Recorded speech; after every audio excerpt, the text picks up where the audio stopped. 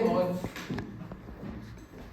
la anatomía del cuello, pues a simple vista, pues no nos llama la atención, ¿ya? Pero el cuello tiene sus partes, ¿ya? Tiene una parte externa, tiene una parte interna, y ambos tienen su propio epitelio, y bien diferenciado, ¿ya? ¿Y qué más? Que las células tienen un distinto sistema de maduración. Préstame un plumón. Muy bien. Visto de frente.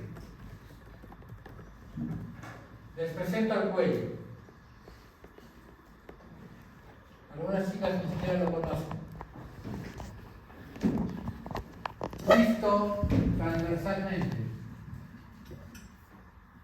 El cuello. Sí. Pero el cuello tiene en el interior su propio epitelio, se llama endocervis. La característica de este endocervis, una sola capa celular, ¿ya? O una capa monocelular, como quieran. Es decir, tiene así, endocervis.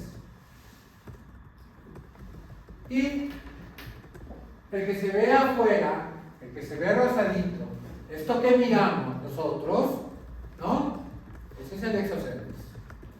Característica del exocervis, epitelio poliestratificado. Es decir, es así.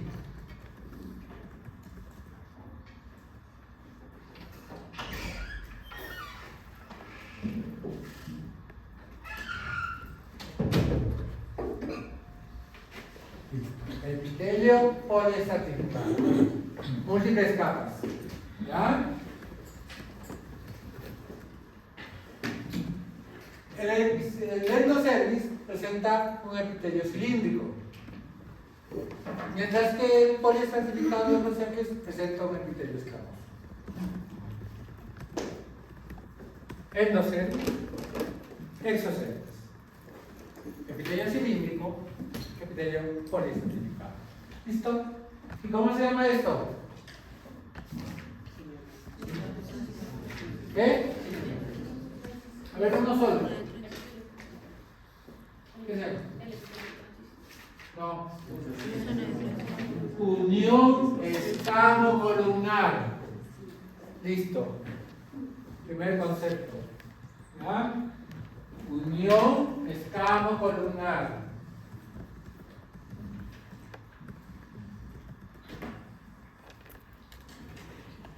A ver, me pasaba 5 diapositivas.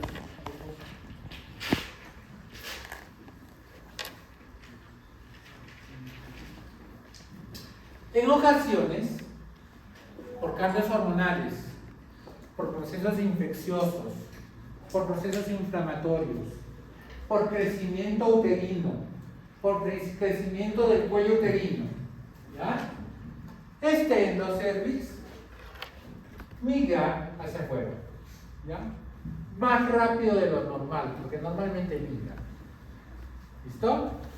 Muy bien. Y este epitelio se va a salir acá y va a aparecer, ¿ya? Pero como tiene una sola capa de células, ¿será más rojito o será más rosadito? ¿Cómo será? Más rojo, ¿no es cierto? Lógico, todas las células tienen vasos sanguíneos. Y si tiene solo una capa celular, pues este pase le va a ver rojito. Tan rojito que parecía que sangrara. Y antiguamente a esto le decían úlcera cervical. Mentira, eso no es una úlcera cervical. Esa es la salida del endocervis hacia afuera. ¿Ya? Y esto se conoce con el nombre de ectropium. ¿Ya? O eritroplasia cervical. Entonces, no es ninguna úlcera. ni es un tejido anormal. Es el endocervix que ha salido hacia afuera y que se está visualizando cuando coloco el espectro. ¿Listo? Metaplasia escamosa. Entonces, esto sale hacia afuera. ¿Ya? Vamos a poner que está más acá. ¿Ya? Y está saliendo hacia afuera. Y aparece el electrón. ¿Ya? Pero esto no puede quedar así. Porque este tejido es muy susceptible. Y es más fácil que se infecte. Hasta es más fácil que sangre. ¿Ya?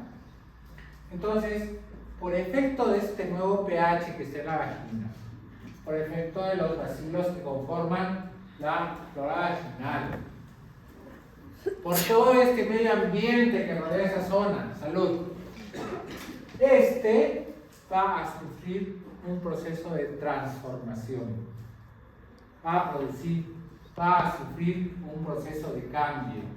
Y ahora, el endocervix va a cambiar y se va a transformar en un tejido poliestratificado. ¿Ya? Y a este proceso, en el cual va recambiándose un epitelio por otro, se conoce por el nombre de metaplasia. Y que en el cuello se llama metaplasia escamosa, porque voy a ir de un epitelio simple a un epitelio escamoso poliestratificado. ¿Listo? ¿Hasta ahí me han comprendido? Espero. Listo. Entonces, acá está produciéndose la metaplasia escamosa. ¿Correcto? Muy bien. ¿Cómo se llamaba esta zona? Bien. Cuando tú eres niñita, y no digo cuando eras virgen, sino cuando eras niñita, ¿ya? Tú no tenías unión escamo-columnar. Cuando empiezas a crecer, gracias a los cambios que se producen en la vagina por efecto estrogénico, empieza a aparecer la unión escamo-columnar. ¿Ya? Van pasando los años, ¿no? Y se va produciendo esto, todo esto que te he nombrado. ¿Listo? La salida del endocervix, la transformación, ¿ya? O sea, la metaplasia escamosa, y ahora esta unión escamo-columnar se ha ido acá. ¿Listo? Pero acá sigue apareciendo otra unión escamo-columnar. ¿Correcto? Miren, no se pierdan. El epitelio simple va a sufrir un proceso de transformación para convertirse en poliestratificado. ¿Sí? Pero siempre va a haber una unión escamo-columnar. Siempre. Eso no se va a perder. Y mientras más lejos esté, este epitelio sufre mayor transformación. Y este ya es un epitelio poliestratificado maduro. ¿Ya? Pero esta unión escamo-columnar, esa que tuviste cuando estabas en tu niñez, ahora ha migrado. Y a esto se conoce como unión escamo-columnar original. ¿Ya? O sea, la que estuvo desde el inicio. Y esta, doctor, que sigue quedando, a esta se conoce como nueva unión escamo-columnar. Listo. Y la zona comprendida entre la unión escamo-columnar original y la nueva unión escamo-columnar se va a conocer con el nombre de zona de transformación, no de transición. Y esta es la zona que me interesa, porque acá es donde se van a producir los cambios celulares. Acá es donde se va a producir la NIC, el IE de alto grado, el IE de bajo grado. ¿Listo? ¿Alguna duda? Bien, Entonces, ya son expertos. Ya saben qué cosa es endocervix, exocervix, unión escamocolumnar, zona de transformación. Repasemos. El receptor útero. ¿Lo conocían? Parece que no. Algunos no están convencidos. Bueno, pero yo quiero que lo vean acá. Quiero que lo vean acá. Y vean qué es realmente el cuello uterino. Y el cuello uterino, señores, va debajo del mismo hasta la parte externa. Sin embargo, la lesión en el 80% de los casos solo se va a dar acá. Solamente. En menor porcentaje en el endocervix. Endocervix, exocervix. ¿Ya? Importante, ustedes recuerden esto. Y acá es lo mismo, ¿ya? Habla de todas las partes del útero, de los fondos del saco, donde está el exocervix, donde está el endocervix. No tiene nada de nuevo. Es la anatomía del útero. ¿Y qué podemos decir del epitelio escamoso o poliestratificado? ¿Ya? Principalmente, cuando está maduro, tiene glucógeno. ¿Ya? Es rico en glucógeno. Y gracias a esto es que se utiliza el test de Schilling. El test de Schilling hace que cuando tú lo apliques, el tejido se vuelva negro. ¿Ya? Pero cuando la célula es inmadura, cuando tiene un recambio rápido, no ha terminado de madurar, pues sus niveles de glucógeno son bajos. ¿Ya? Y si tú le aplicas el test de Schilling, no se va a pintar esa zona. ¿Ya? Y como lo han mencionado sus compañeros, es más clara, media amarilla, ¿no? Simplemente decimos que no se va a pintar. En realidad, el término correcto es: se observa una zona tipo captadora de yodo, porque el test de Schilling utiliza un yoduro, ¿no es cierto? Así es. Muy bien. Entonces, eso es lo que podemos decir del epitelio escamoso poliestratificado. ¿Qué más podemos decir? Hay ciertos cambios que se pueden producir con la edad, y lo vamos a ver dentro de poco, tanto en las niñas como en las mujeres posmenopáusicas, que es el cuadro que presentó sus compañeros para observar la unión escamocolumnar, por ejemplo. ¿Por qué? Porque si nosotros no vemos la unión escamocolumnar, la nueva unión escamocolumnar, no la vemos, no nos sirve la colposcopía. Porque va a haber parte de esta zona de transformación que no se logra evaluar. ¿Ya? Por eso es que se dice que la colposcopía es insatisfactoria. ¿Qué más te voy a decir? El epitelio poliestratificado tiene una serie de capas, entre 8 y 12, y tiene una membrana, ¿ya? Denominada membrana basal. ¿Listo? Como van a ver, en el proceso infeccioso de cómo el PBH infecta las células y cómo se va reproduciendo, van a ver que las primeras células se van a ir colocando a nivel inferior. ¿Ya? Y de aquí va a ir creciendo hacia arriba. Entonces, dependiendo, se abarca 1/3, 2/3 o la totalidad de esta capa de células, voy a hablar de ni 1, ni 2, ni 3. ¿Ya? Por eso que el NIC es diagnóstico histológico. ¿Ya? Y por eso había problemas en la referencia de NIC 1, porque el NIC 1 se corrobora en la clasificación de Bethesda con la lesión de bajo grado. Y la lesión de bajo grado, que indica reacción coilocítica y inversión por el PBH, nada más, no transformación celular. ¿Ya? Por eso es una de las diferencias. Bueno, no nos hagamos de tema. Pero necesidad tiene una membrana basal. Bien, cuando se rompe esta membrana basal, ¿ya? Entonces pasamos de un NIC a un cáncer o un cáncer a base.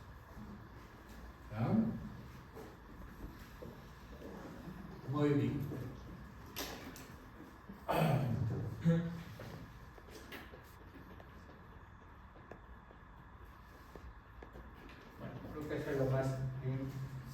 también que se les llama también basales, intermedias y superficiales. ¿Ya? Eso, por si en algún momento les describen el tipo de células linfáticas.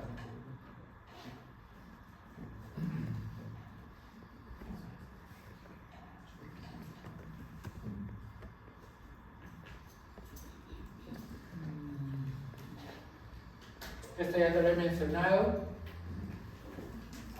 Saber también que el estrógeno hace que estas células se mantengan en un estado adecuado. En otras palabras, la deficiencia estrogénica va a hacer que estas células se aplanen. ¿Ya? Y este también puede ser motivo para que haya un falso positivo. Una de las preguntas que yo les hice a grupo, ¿cuál es el porcentaje de sensibilidad y especificidad de la colposcopía? Depende. ¿Ya? Y depende de estas condiciones. Si hay una infección, si hay una deficiencia estrogénica, si hay una inflamación moderada, ¿ya? Automáticamente tanto el Papa Nicolau como la colposcopía van a tener un alto porcentaje tanto de falsos positivos como de falsos negativos. Puede llegar en ambos casos casi al 50%. ¿Ya? Por eso es que si tengo una mujer postmenopáusica, yo la encuentro sin ese tipo de estrógeno vaginal, pero no tengo que darle estrógenos para recién tomar el Papa Nicolau o hacer una colposcopía si ya tiene un Papa Nicolau alterado. ¿Listo?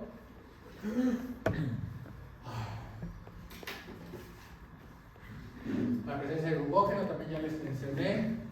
Creo que no hay más que mencionar en este cuadro. Y ahí tienen el epitelio poliestratificado. ¿Ya? Varias capas celulares, el estrato basal, el estrato intermedio y el estrato superficial. ¿Qué notas ahí? Que mientras más superficial esté, ¿no? Más se aporta el grosor celular. ¿Ya? Pero guardan una relación núcleo-citoplasma, que es muy importante. Es el primer signo que se va a alterar cuando hay un mismo. ¿Ya? Y vean la membrana basal abajo. Y mientras más abajo, los núcleos son más grandes, y no al revés. ¿Ya? Epitelio poliestratificado. Epitelio cilíndrico, ¿ya? O epitelio de una sola capa, ¿no es cierto? O epitelio del endocervix. ¿Listo? También conocido como epitelio glandular. ¿Qué te puedo decir de este epitelio? Que este epitelio, como no está realmente en un recambio celular, no es fácil que se infecte, pero se puede infectar. ¿Ya? Y a diferencia del poliestratificado, que nos da un carcinoma escamoso, este lo que nos da es un carcinoma glandular. Por eso es que a este cáncer del endocervix se le conoce con el nombre de adenocarcinoma. ¿Ya? Y hay que tener cuidado porque puede confundirse con glándulas del endocervix. ¿Ya? Una son las glándulas del endocervix y otras las glándulas del endocervix. Como les dije, cuando hablamos de electropio o de la eritroplasia cervical, va a ser bien rojizo a los que hagan la observación, por lo que tienen una sola capa de células, ¿no? Ya hablamos también que se junta con el poliestratificado de la unión escamocolumnar, ¿ya? ¿Qué más? Creo que eso es lo más importante. Acá quizás saber que el endocervix hace un contorno irregular normalmente en el endocervix y a veces forma pequeñas protuberancias que pueden tender a crecer al lado sobre todo de las glándulas endocervicales y van a dar los famosos pólipos endocervicales. Tienen importancia desde el punto de vista que sanan con facilidad, pero no tienen comportamiento maligno. ¿Ya? Entonces ahí tienen el epitelio cilíndrico, Acá están las glándulas que les estoy indicando, que suelen tener, ¿verdad? Por su conformación que tienen este epitelio. Ya tienen un pólipo, así crece, ¿ya? Entonces esto es muy fácil de sacar. Creo que como ustedes ya hemos visto, ya hemos sacado un pólipo. No. Esto se agarra con una pinza de arroz, se tuerce y se saca. No tiene nada de difícil. Si tienen otro pólipo, este le está sacando la lengua. ¿No? Pólipos no se usan. Unión escamocilíndrica. ¿Qué más te puedo decir aparte de lo que ya te he mencionado? La unión escamocilíndrica con relación al orificio cervical externo varía en la vida de una mujer y depende de factores como la edad, ¿ya? Como el momento del ciclo hormonal, como si hubo traumatismos en el parto, cómo se usa anticonceptivos hormonales o orales, o si está embarazada. Lo cierto es que, aunque hay una diapositiva de eso, y voy a esperar un poquito, la unión escamo-columnar está aquí, vamos a suponer que está acá. ¿Ya? Por diferentes circunstancias normales puede migrar hacia afuera o puede meterse más adentro. ¿Ya? Eso lo vamos a ver ahorita.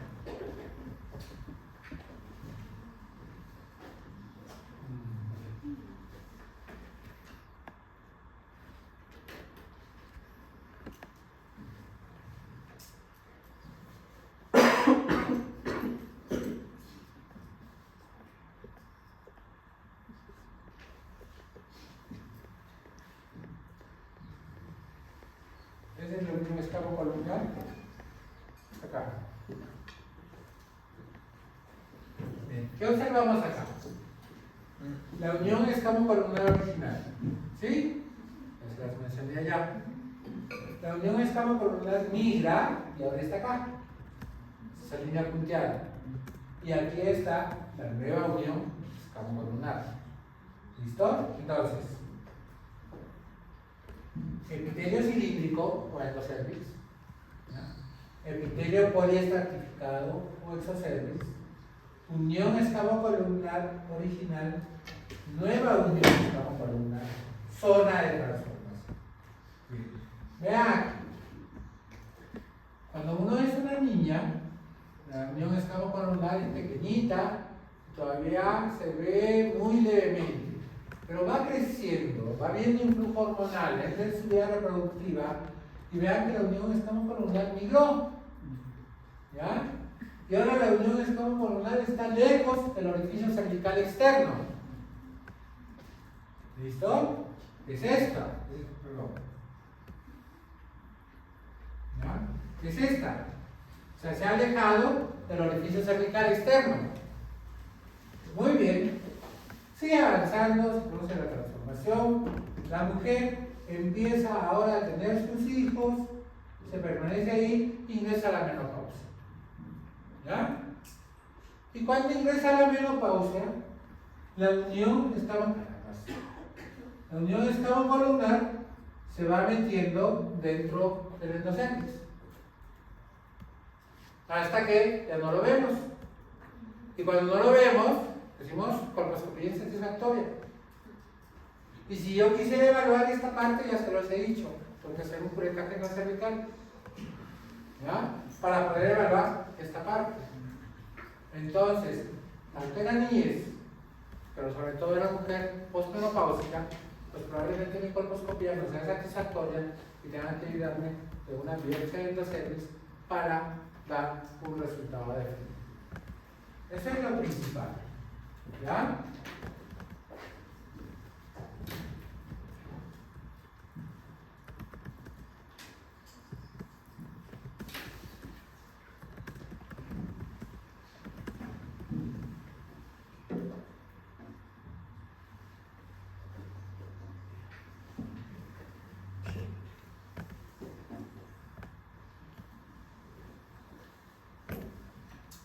¿Qué hace el tapón mucoso?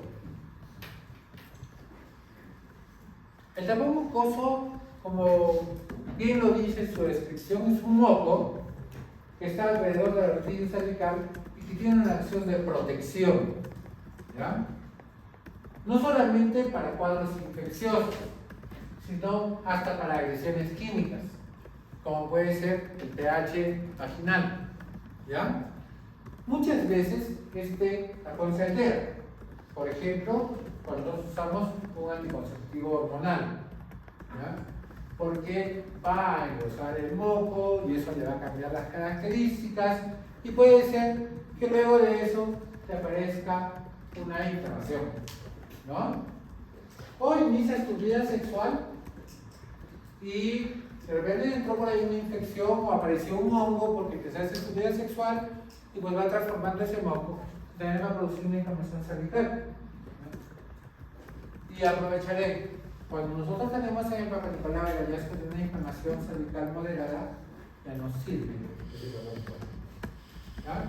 Hay que dar tratamiento para esa inflamación y tomar un Papa Nicolau en 3 meses. ¿Listo? ¿Me entendieron qué cosa es la metaplasia? ¿Sí? La transformación de un epitelio por el otro. Listo. Ya.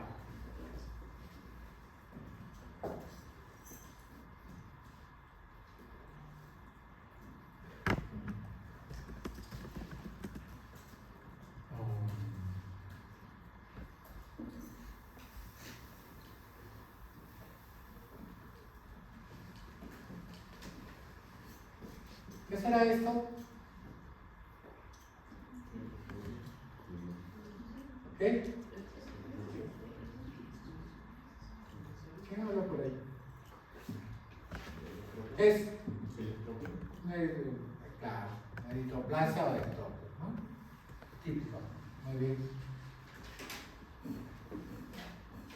¿Y este qué es? ¿Qué creen que puede hacer?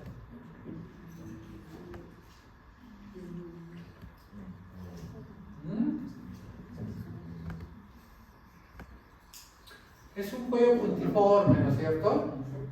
¿Pero qué es lo que no veo? Claro, no veo la unión escamo-colunar porque se me da adentro, es el cuello de una mujer menopáusica. ¿Ya? Y es medio blanquecino, pero esto no es una lesión así blanquecina, es deficiencia estrogénica. ¿Ya? ¿Y acá qué vemos?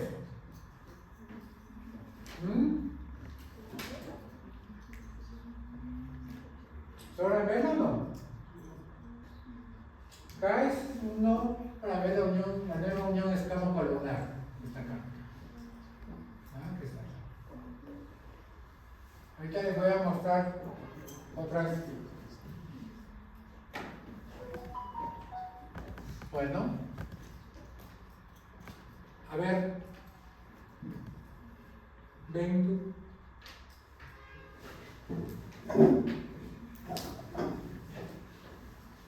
A ver, ¿dónde está la nueva unión escamo-colunar?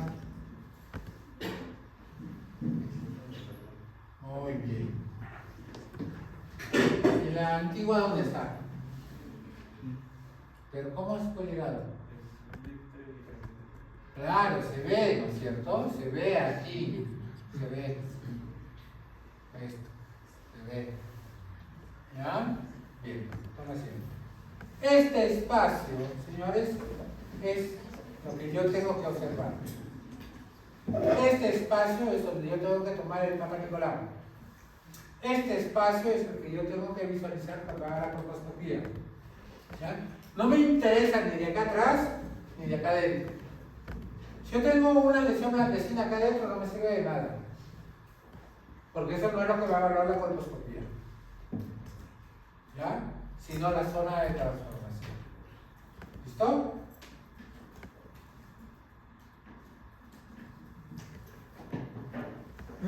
¿Alguna duda con respecto al entropio? ¿No? Entonces, es solamente la salida del endocervix hacia el exocervix. Es un proceso fisiológico. ¿Ya? No es una patología. No nos sirve cauterizar por cauterizar. Ven esta lesión y señora tiene una úlcera que cauterizarle. No. Solo se cauteriza si la lesión presenta un sangrado activo. Y solo para cohibir el vaso que está sangrando. Este proceso va a terminar en la formación de un epitelio poliestratificado completamente sano y que simplemente tiene que sufrir su proceso de transformación o su proceso de metaplasia, si es que quiere. ¿Ya? Y ahí está el electrodo. ¿Ya? Entonces, con esto hicieron plata todos los ginecólogos que eran más antiguos que yo. ¿Ya? Porque a todas las cauterizaban. ¿Ya? Entonces ya saben ustedes que esto no se tiene que cauterizar. ¿Tienen otro? ¿Ya? Y este todavía le ponen una gasa ahí y sangra, ¿no? Y alguien por ahí le dijo, señora, si no le cauterizan, pues se va a convertir en cáncer o que mentira. Ni siquiera es la zona que se transforma.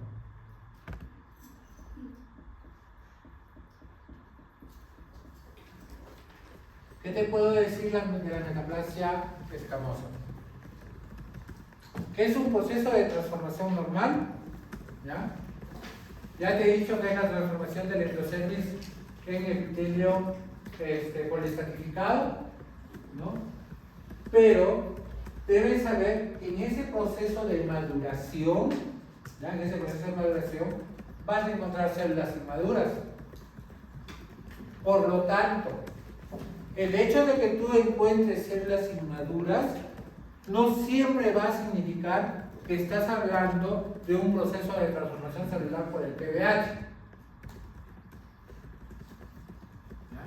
Y es por eso que tú puedes encontrar falsos positivos. ¿Ya? O sea, que en la colposcopía tú encuentres una lesión sugestiva, una lesión acetoblanquecina. Y vas a la biopsia y sale normal. ¿Ya? ¿Qué más te puedo decir de esto?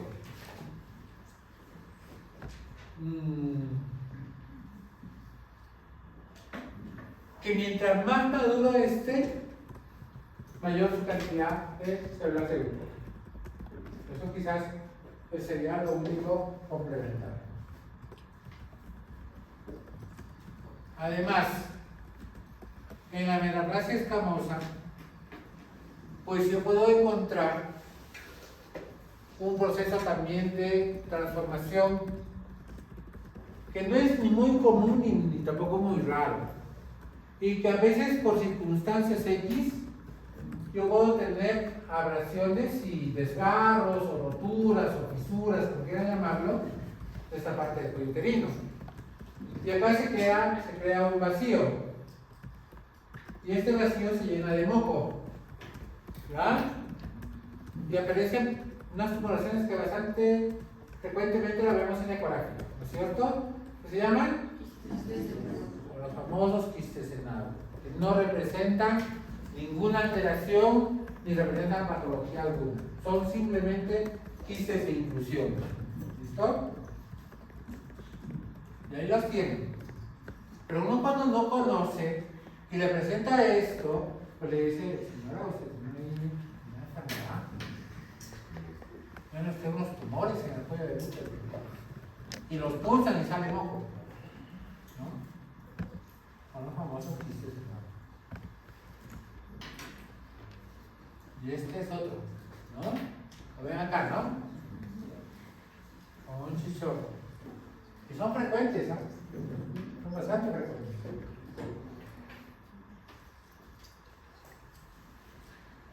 ¿Qué más te voy a decir de la metaplasia escamosa? Uno, es irreversible este proceso.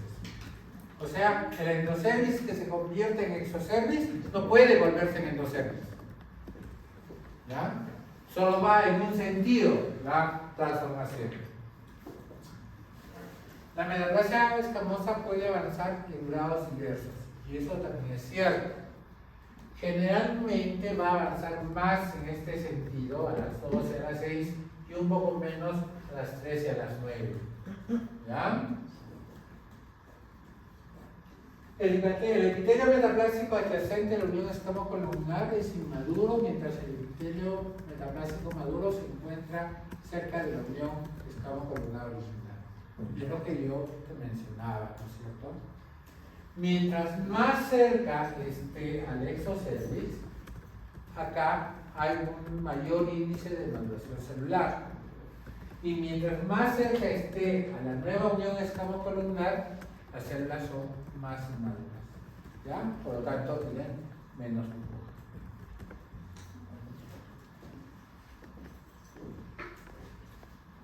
El epitelio metaplásico incipiente evoluciona de dos modos. Se convierte en epitelio metaplásico escamoso, ¿ya? O en una minoría muy pequeña de mujeres puede evolucionar a un epitelio atípico displásico.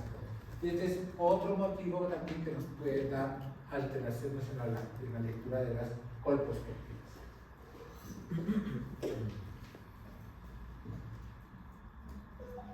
Bien. Ya hemos comprendido la anatomía, ya hemos revisado las estructuras que tenemos que ver en el cuello.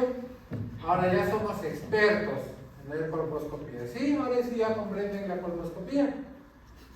Espero que sí. Muy bien. ¿Y entonces qué pasa? Tienes relaciones con tu enamorado, ¿ya? Y tu enamorado es portador del PBH. ¿Puede ser o no puede ser? ¿Cuál es el porcentaje de la población general que es portadora de PBH? 85%. O sea, es altamente frecuente. En otras palabras, de acá, mínimo el 85% es portador de PBH que no se va a vacunar. ¿Verdad? Para que sepan.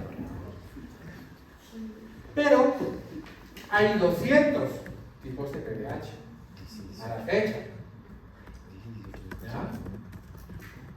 De esos, tengo que tener aquellos que infecten el área genital, ¿no? Ya va disminuyendo un poco la posibilidad, ¿no es cierto? Y de esos, ojalá es que me dé condiloma, pero que no me dé cáncer uterino, ¿no es cierto? ¿Por qué? Porque los condilomas son de bajo riesgo oncogénico. Pero yo tengo otros que sí son de alto riesgo oncogénico. Y estos de alto riesgo oncogénico son los que me van a dar a mí el cáncer de cuello uterino. ¿Ya? El condiloma no da cáncer de cuello uterino. ¿Ya? El papiloma que te da en la garganta o en la nuca no te infecta el área genital. Es específico del epitelio. ¿Ya? Los papilomas son específicos del epitelio. Entonces no me puede dar en otro sitio. Entonces, el epitelio cilíndrico, zona de transformación, recuerda, gran recambio celular, es la zona que se va a infectar, ¿no? Porque acá está produciéndose la metaplasia escamosa. ¿Sí? Acá se mete el papilomavirus. Infecta una de las células que está en reproducción. Le engaña a la célula, ya vamos a ver eso cuando hagamos la clase de cáncer de cuello uterino. La engaña porque el papiloma va a saber cuándo reproducirse. Y mientras tenga una baja carga de reproducción, el sistema inmunológico no lo puede reconocer, ¿no? Tiene que romper, volverse una alta carga viral para que lo reconozca, pero ya es muy tarde, ¿ya? Porque ya migró a otras células. Entonces, en esta metaplasia escamosa se mete pues el PBH. Vamos a poner que sea 16, ¿ya? 16 y 18 son los más agresivos. 70% de los cánceres los producen estos dos últimos. Bien, hay dos posibilidades, ¿ya? Una, que yo tenga un epitelio escamoso más maduro, ¿no? O sea, que esté más hacia la unión escamocolumnar original, ¿ya? Normal, que contiene glucógeno, y es decir, que a pesar de que vino el PBH, no produjo nada en la célula. ¿Ya? O podría ser que esta infección condicione ahora un epitelio escamoso atípico displazado. ¿Ya? Y esta es la infección de la célula por el VIH. Y lo primero que va a producirse es una reacción pelocítica, que son los cambios que produce el virus dentro de la célula. Y acá vamos a hablar de un término que se llama persistencia de la enfermedad. ¿Ya? Y acá es muy importante porque se sabe, por ejemplo, que las lesiones que tienen NIC1 hasta un 65% y algunos estudios hasta 80% dicen que regresionan solas en el lapso de un año. ¿Ya? Eso habla de que la infección por el virus puede ser o detenida o eliminada solamente por el sistema inmunológico. Por eso es que el NIC1 no se trata. ¿Ya? Se observa y se hace controles al año. Igual pasa con el NIC2, con el NIC3. Pero, cuando tú te infectas y no la puedes eliminar, y la enfermedad persiste, entonces empiezan a aparecer los grados más severos de displasia. ¿Ya?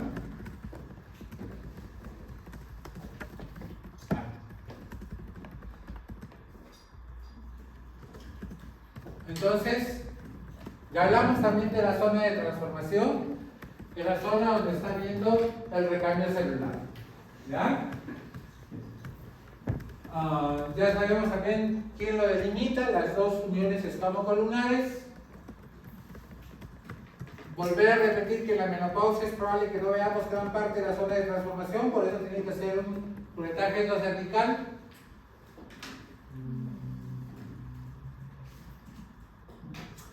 Y nada más. Volver a decir que en esta zona es donde se va a producir la carcinogénesis. Antes hacía muchas diapositivas. Yo voy a hacer solamente una. La zona de transformación congénita. Esto es más para conocimiento, porque importancia mayor no tiene. Lo que pasa es que en algunas pacientes cuando nacen no se habría desarrollado todo el epitelio que debe cubrir la vagina y el cervix. ¿Ya? Y a medida que va creciendo se va a producir ese epitelio a través de un proceso complejo que va creciendo de todos lados para completar el epitelio normal. A eso es ahora cuando se empieza a hablar de una zona de transformación congénita. ¿Sí bien? Entonces, ya ahora nosotros conocemos que acá es donde se produce el daño. Muy bien. Y ahora yo voy a hacer pues mi Papa Nicolau, voy a hacer mi colposcopía, voy a hacer mi IVA, etc. ¿Cuál debería ser el orden adecuado para estudiar el cuello uterino? Lo primero es que yo debería hacer un examen que me favorezca realizarlo rápidamente y que me dé buenos resultados para determinar si es portadora o no de una lesión en el cuello. Siendo de lejos el Papa Nicolau más adecuado. Saber que ahora existen métodos más precisos. Uno de ellos es la citología en base líquida, ¿ya? Que tiene un mayor porcentaje de sensibilidad y especificidad. Si me sale alterado mi Papa Nicolau, entonces, ahora sí, tengo que ir a confirmar ese diagnóstico. ¿Y con qué confirmo el diagnóstico? Pues con una biopsia. ¿Y la biopsia con qué se hace? Con un colposcopio. ¿Ya? Entonces, ¿el colposcopio para qué sirve? El colposcopio lo que hace es aumentar la calidad de la imagen. ¿Para qué? Para que tú puedas encontrar esos cambios en las zonas donde te he indicado. ¿Ya? Que puede ser una lesión ácido-blanquecina, una zona hipocaptadora de yodo, la presencia de alteraciones en los vasos sanguíneos, ¿ya? Y eso te va a permitir a ti tomar la biopsia. Y luego viene el resultado de la biopsia. salga negativo o puede que salga positivo. Si sale negativo, cuidado. ¿Qué salió en el particular? Salió un Lie de bajo grado. ¿Ya? ¿Y qué salió en la biopsia? Negativo. Observación. Pero vamos a suponer que salió un Lie de alto grado en el Papa Nicolau. Y en la biopsia sale negativo.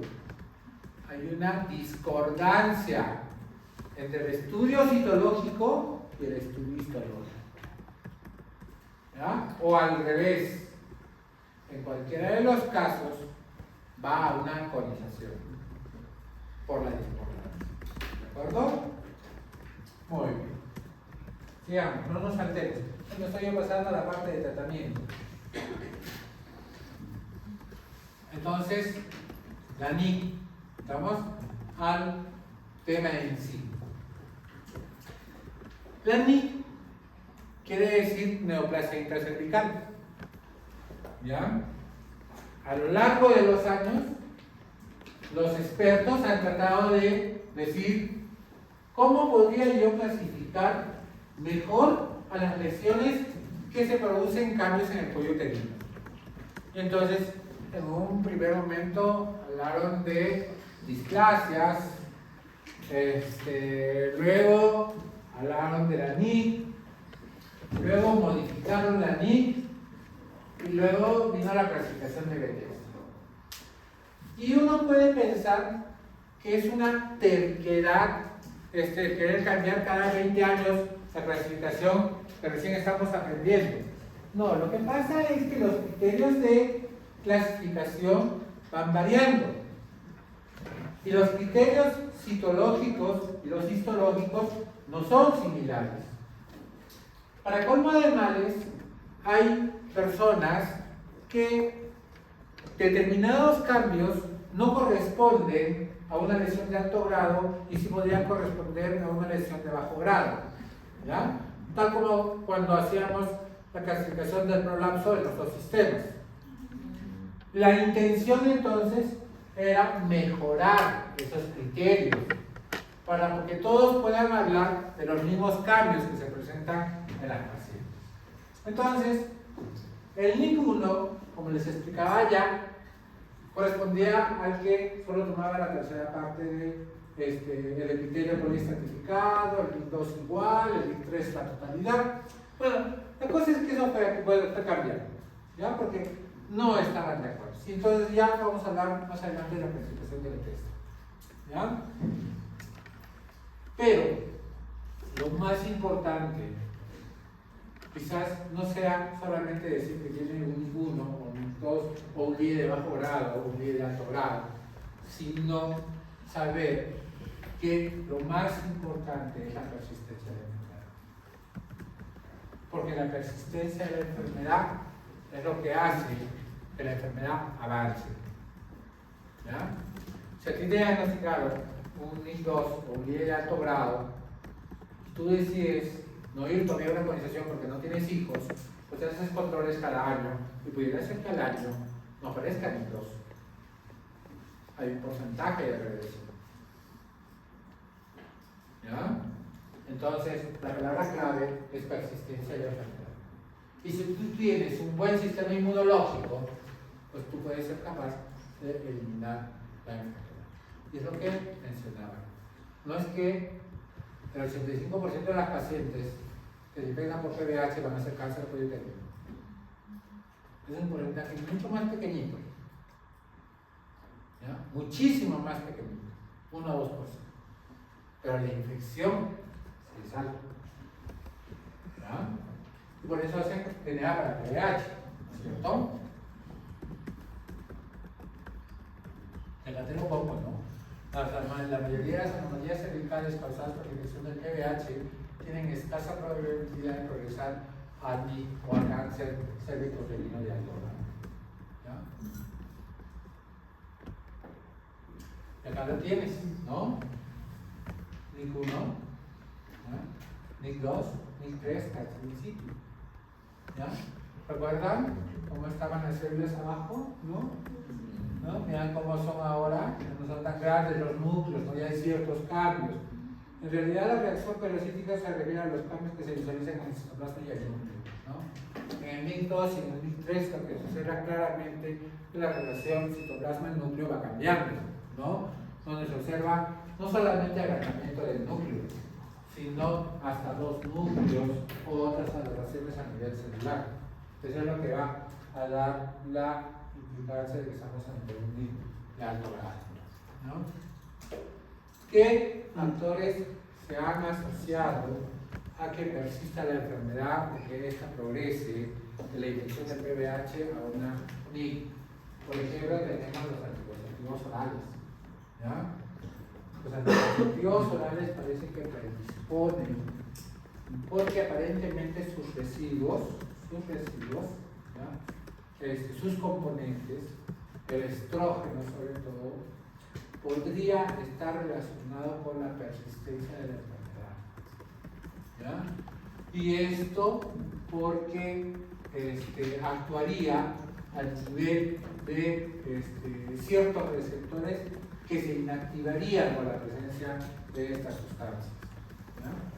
Mucho de lo que nosotros sabemos actualmente de biología molecular se lo debemos al VIH, ¿ya? Porque son los estudios que se han realizado a este nivel que nos han dado conocimiento sobre todo en lo que es cáncer, ¿ya? Entonces, estos anticonceptivos que impiden o inactivan a estos receptores, pues tienen que ver también con ciertos genes, como el E6 y el E7. Los genes del papilomavirus, ¿ya? Tienen la letra E por early y la letra L por late, ¿ya? Son los dos tipos de genes que tiene el VIH, que son genes tempranos y genes tardíos. Los anticonceptivos orales, ¿ya? Tienen una alteración en la regulación de la transcripción del ADN viral que contiene elementos de reconocimiento a hormonas que aumentan el nivel de expresión de los genes virales, que es el E6 y el E7. Y ya van a ver en la próxima clase, tiene que ver con el mecanismo de reproducción del papillomavirus humano. Y si esto está alterado en un aumento en la producción viral, pues obviamente va a aumentar la persistencia de la enfermedad.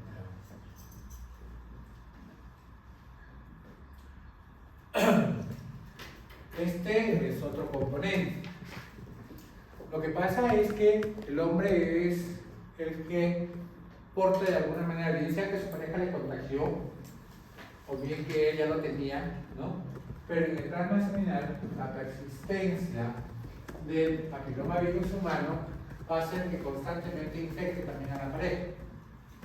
Pero eso no es solamente lo que se ha encontrado. Vean, ¿ya?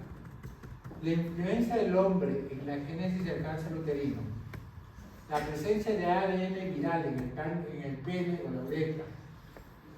Las mujeres tienen un riesgo 3 veces superior de padecer la enfermedad si su compañero tuvo esposas que han desarrollado la enfermedad. Los espermatozoides penetran a través del canal endocervical, depositándose en los pliegues mucosos de las fibras cervicales, cerca de la unión escamocolumnar, zona de alta transformación, ¿no? Donde precisamente se desarrolla el mayor número de neoplasias.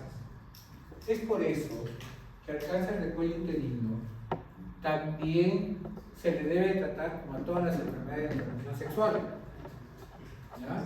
¿Quién va a tener más cáncer de cuello uterino? ¿La que tiene una pareja sexual o la que tuvo varias parejas sexuales? ¿La que usó protección o la que no usó protección? ¿La paciente que tuvo ya una enfermedad de transmisión sexual o la que nunca tuvo? ¿Entienden? Por eso es que se relaciona esto con este tipo de comportamiento de las mujeres, ¿ya?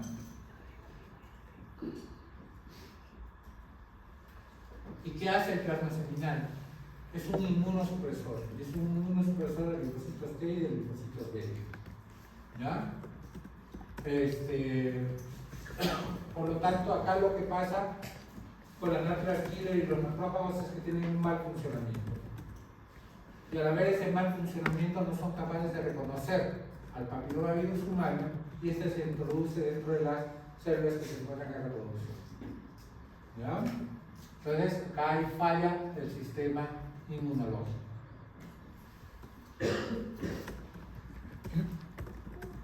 Pero ustedes me dan esta pregunta, ¿no? ¿Por qué pocas mujeres que son sexualmente activas desarrollan cáncer cervical?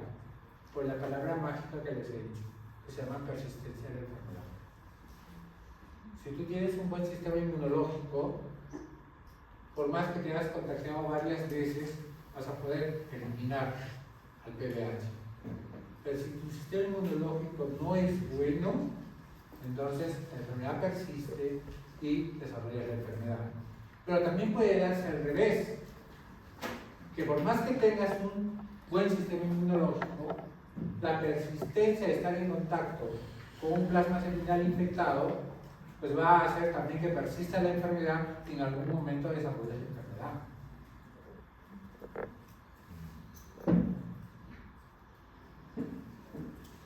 El tabaco es un poco más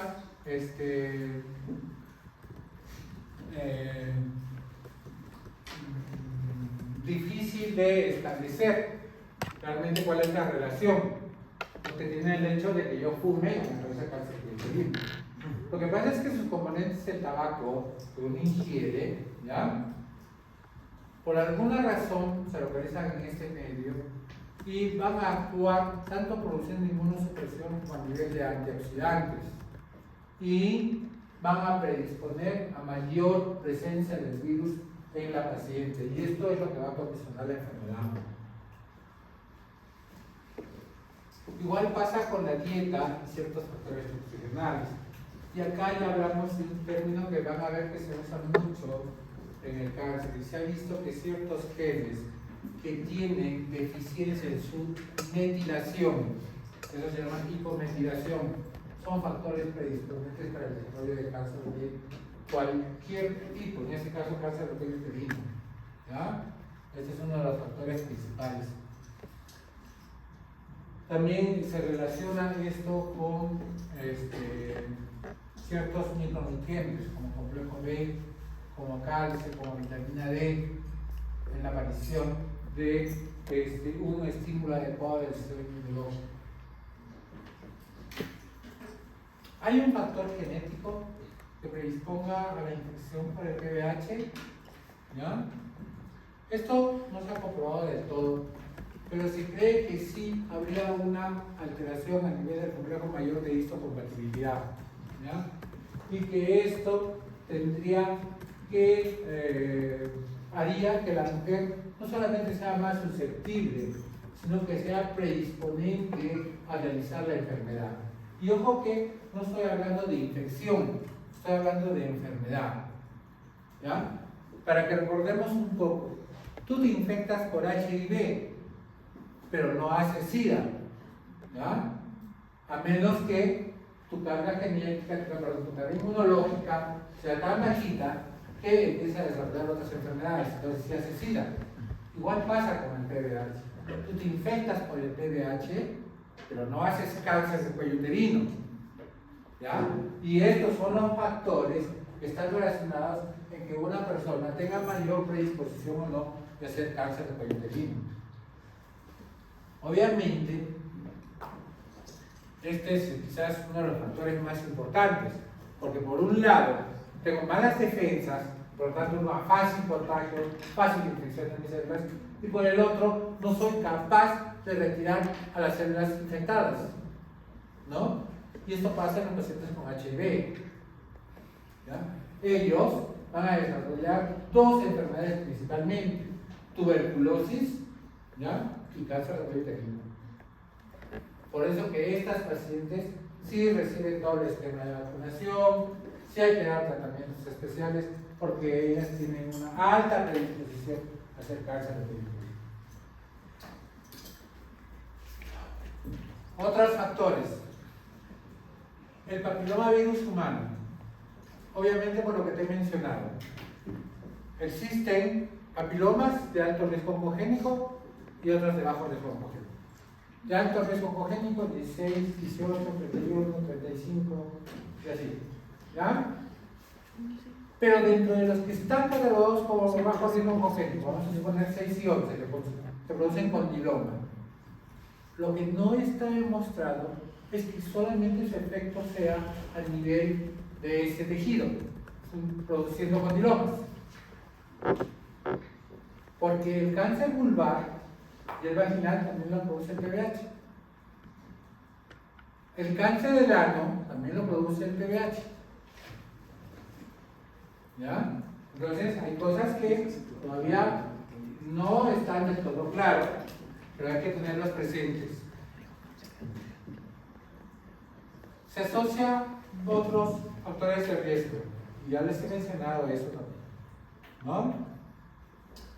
Mujeres que han comenzado su actividad sexual precozmente. Cuando veamos la historia de la enfermedad, vamos a ver que existe un tiempo determinado entre el inicio de la enfermedad, o sea, el contagio, ¿ya? Y la aparición de la enfermedad, ¿ya? O sea, la lesión precancerosa. Sin embargo, yo he tenido una paciente con cáncer de cuello uterino a los 17 años. Cáncer de cuello uterino. ¿Ya? ¿Y eso qué indica? Probablemente esta paciente empezó su vida muy temprano, ¿no? Y quizás a causa de una violación. Porque eso no se va a cambiar, eso no se va a modificar. Que es muy diferente a que yo tenga una cepa de PBH que sea más agresiva que el resto. O que yo tenga una paciente que inmunológicamente no tiene unas defensas adecuadas. Y sí se han visto casos donde aparece la enfermedad de cáncer de cuello uterino a los 6 años post-infección. Entonces, eso también hay que tenerlo en cuenta. ¿Ya? Los embarazos a temprana edad, vida sexual activa, promiscuidad, ¿no? Lo que les decía, antecedentes de enfermedad de transmisión sexual, ¿no? Lo que decía, la deficiencia de vitaminas A, E, C, D, que tiene que ver con esta parte que les he hablado acerca de la nutrición y la aparición de la enfermedad. El nivel, ¿por qué el nivel socioeconómico bajo será factor para hacer cáncer de cuello uterino?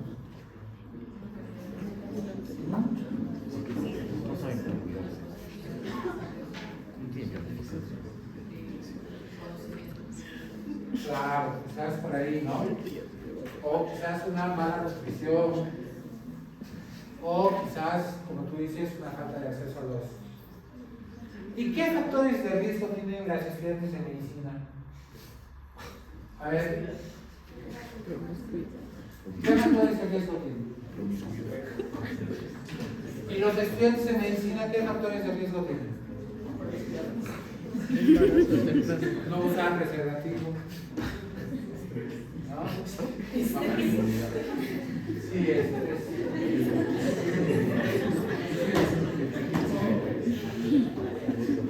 Vale, esa es la respuesta, ¿no? ¿Quién se altera? Se altera todo el sistema inmunológico.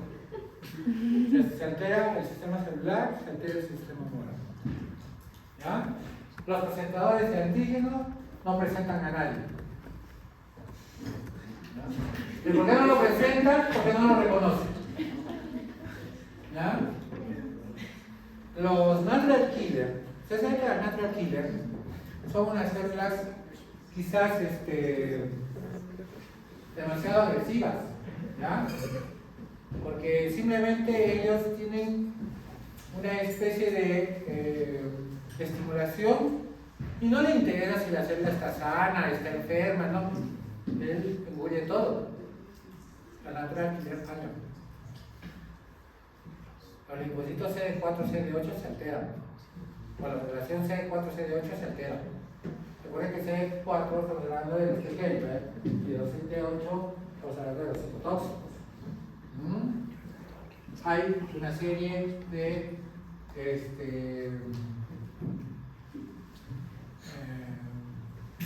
alteraciones moleculares como elevación de la interleucina 6, que ustedes saben muy bien que tiene que ver con todos los procesos inflamatorios tumorales.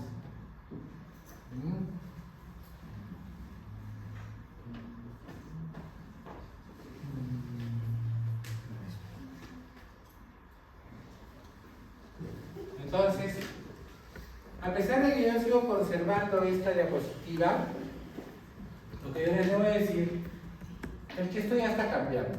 Esta diapositiva es un poco antigua, tiene como 5 años. ¿Ya? Y en esta diapositiva ustedes ven ahí, dice que el PBH representa la infección de transmisión sexual más frecuente. Muy bien. Pero si vamos más abajo, dice, es el responsable de un 5.2% de todos los tumores humanos, correspondiendo a un 2.2% de los países desarrollados y un 7.7% de los países en vía de desarrollo. El 70-80% de las mujeres y los hombres sexualmente activos han estado expuestos al virus en algún momento de su vida, aunque las tablas recientes hablan que solo el 25-30% de poblaciones por favor del virus. Muchas evidencias indican que es necesario que sobre unas células se hagan tres señales computacionales independientes para que ocurra la transformación maligna. Y pocas mujeres infectadas por el TBH desarrollan un lío de alta grado de carcinoma en situ. Bueno, lo que deben saber ahora es que ya todos los virus, como el herpes virus, como HTLV, como clamidia en algún momento, que se decía que también podían ser inductores de cáncer de cuello uterino, eso cada vez está quedando mucho más alejado. Y el único que produce cáncer de cuello uterino es el papiloma, con cualquiera de sus subtipos o serotipos. Y por eso es que la población debe vacunarse. ¿Ya? Entonces eso tiene que ir cambiando. ¿Ustedes han tenido conejitos? No cuyes, ¿ah? Conejitos. Castilla. Ah, sí. ¿Cierto? Los conejitos tienen una alta predisposición a formar tumores. ¿Ya?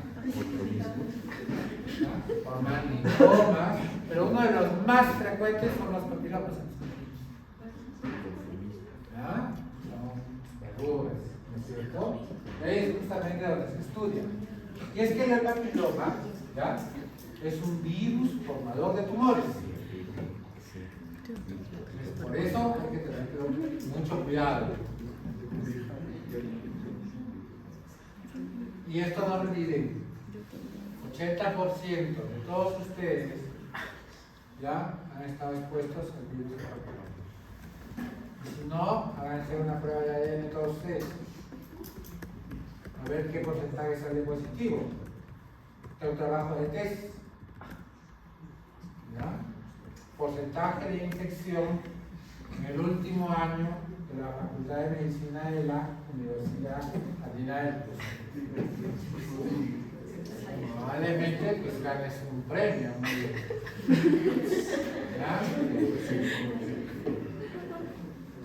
Pero a pesar de que tú te infectes, recuerda que tiene que ver toda esa transformación, persistencia de la enfermedad, factores asociados para que tú desarrolles la enfermedad.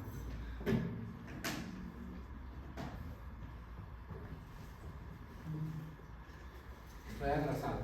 Me van a tener que regalar 10 minutos. ¿Cosa? Sí.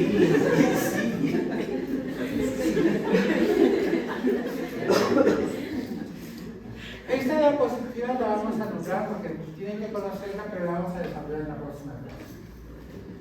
Yo te decía, el DNA del papillomavirus humano tiene dos tipos de genes, ¿ya? O dos subtipos de genes, que se catalogan en los genes tempranos y en los genes tardíos.